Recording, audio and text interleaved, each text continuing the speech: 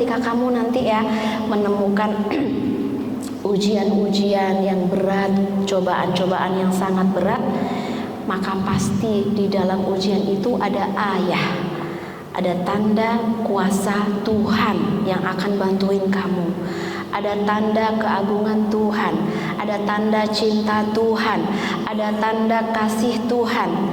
Ya, makanya di situ disebutnya ayah warahmah. Di setiap ujian memang ada kesulitan, tapi pasti kamu akan menemukan rahmah, kasih Tuhan. Oke, ayah warahmah. Jadi siapa yang menemukan best version adalah orang-orang yang bisa membaca ayah, membaca kuasa Tuhan. Kalau kamu bisa membaca kuasa Tuhan, maka kamu sudah mendapatkan your best version. Tapi kalau isinya adalah amarah, nggak rela, isinya adalah mencaci orang, memaki Tuhan karena dia di dalam ujian yang berat, isinya tidak terima, isinya kesal dengan Tuhan, isinya kesal dengan manusia, maka dia belum menemukan best version dia. Jadi catatan penting, apa tanda kita menemukan best version kita adalah di situasi sulit kita bisa bouncing. Bouncing itu memantul. Teman-teman punya bola, di situasi sulit kita itu seperti dibanting, seperti dilempar, seperti Nah, kalau yang dibanting adalah versi-versi kaca, maka kamu akan berantakan, hancur, dan gak bakal gak bakal sempurna lagi. Kamu sudah hancurkan hatiku, dan sekarang sudah berantakan, dan hatiku tak akan pernah kembali seperti dulu lagi karena versi kaca, ya. Tapi kalau kita punya versi yang lebih baik lagi, yaitu bola. Gimana kalau bola?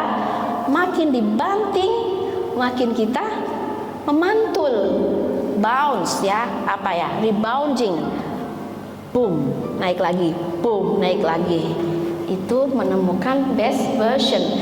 Salah satunya kenapa kita bisa bouncing faster, bisa memantul dengan cepat, karena kita sadar dan menemukan ayah warahmah, tanda kuasa Tuhan, tanda cinta Tuhan di setiap episode kehidupan kita, di setiap momen, di setiap story, di setiap rancangan-rancangan Tuhan kita selalu dapat nih. Jadi kita bisa bouncing faster, boom.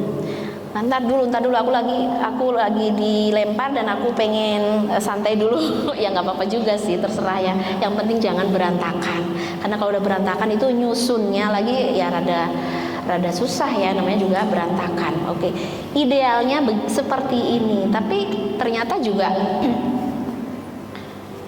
yang dialami Maryam nggak semudah itu, nggak semudah itu langsung bouncing gitu kan. Apa nih yang terjadi dengan Maryam?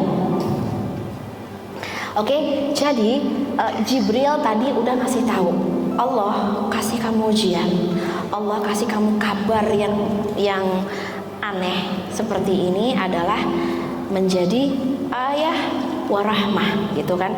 Itu kata Jibril. Kemudian terus apa yang dirasakan Maryam? Fahamalathu fantabadat bihi makanan qasiyya. Dan benar ya, setelah kejadian itu Maryam merasakan beberapa gejala ibu hamil, mulai dari mual, mulai dari beberapa teman-teman yang sudah belajar tentang ciri fisik ibu hamil itu beda, fisiknya, emosionalnya, hormonnya berubah. Dan Maryam bingung, ya Allah, apa ini benar aku akan jadi perempuan hamil tanpa suami? Tapi sepertinya ciri fisikku kok semakin mempersiapkan ke sana ya. Fahamalathu, dan benar-benar semakin hari dia memegang perutnya membesar dan merasakan ada gerakan.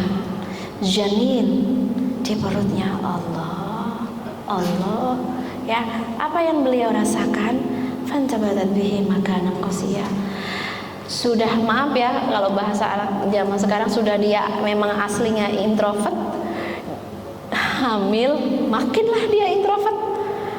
Fantabadat makanan qasiyah, dia mencari tempat terjauh, sejauh-jauhnya, jangan sampai bisa diakses orang, jangan sampai ada keluarga. Biasanya keluarganya masih ada yang bisa mengakses, ini jangan sampai ada yang mengakses.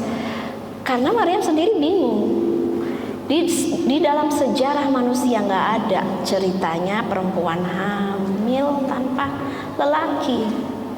Sedangkan di lingkungan masyarakat Miriam zaman itu, hampir semua perempuan zaman itu memang hamil tanpa suami. Kebayang? Jadi kalau dibikin dibikin grafiknya itu tinggi banget. Para perempuan yang hamil menggugurkan, pokoknya yang gitu-gitu deh, tanpa suami. Kan Maryam makin stres. Nanti mereka pikir aku sama dengannya, padahal Maryam beda gitu. Makanya orang dia udah ketakutan banget dengan opini orang. Opini yang paling berat kan opini, benar nggak sih? Kita sudah berusaha baik, tapi orang terus aja beropini buruk tentang opini ini ya. Bahkan misalnya di sosial media kita sudah posting yang baik-baik, masih aja komennya buruk-buruk. Kita sudah berusaha melakukan yang terbaik, masih aja dibully, dicaci. Nah, apalagi kalau sampai dengar Maryam perempuan suci hamil, sudah. Ini Pak, yang paling berat mungkin bukan hamilnya saja, tapi perang opini. Gimana cara ngelawan, gimana cara membersihkan nama baik, gimana caranya, ya kan? Ini image keluarga Miriam, terkenal dengan keluarga yang at-tahirah, keluarga suci. Kenapa tiba-tiba anaknya, keturunannya Imron ada yang hamil? Oke, kita lanjut ya. Tadi ya, makanan qasiyah, dia mencari tempat yang paling jauh biar tidak diakses. Supaya apa? Supaya dia tetap feeling good. Penting nih ya. Kamu kalau kesulitan dengan ujian, cobaan, opini orang, usahakan kamu tetap stay positive, feeling good. Ini penting banget dengan cara apapun. Terserah orang mau bilang kamu si paling introvert, iya terserah, yang penting I'm feeling good. Kamu mah sok suci banget, nggak pernah misalnya nggak pernah main, terserah, yang penting I'm feeling good. Ya, jadi menemukan your best version adalah ketika kamu mempertahankan comfort, zona comfort. Kamu bertahan meskipun situasinya sulit. Ada pressure, ada tekanan, ini harus menyelesaikan tugas, harus bikin skripsi dan lain sebagainya, banyak tekanan, atau misalnya tekanan finansial atau apapun ya. Ini penting banget untuk tetap stay positive, feeling good. Bulan ini pendapatan cuma 1 juta, padahal konsumsi 4 juta. Itu udah stres tuh, udah stres. Gimana caranya tetap feeling good? Itu kamu yang harus menciptakan zona comfort. Kenapa? Kalau kamu nggak menciptakan zona comfort, kamu akan melakukan self injury. Self injury itu menyakiti diri kamu, membahayakan diri kamu dengan pikiran kah, dengan perilaku kah? Kenapa kamu jual diri? Kebutuhan tinggi, ya udah aku jual diri. Itu nggak make sense ya.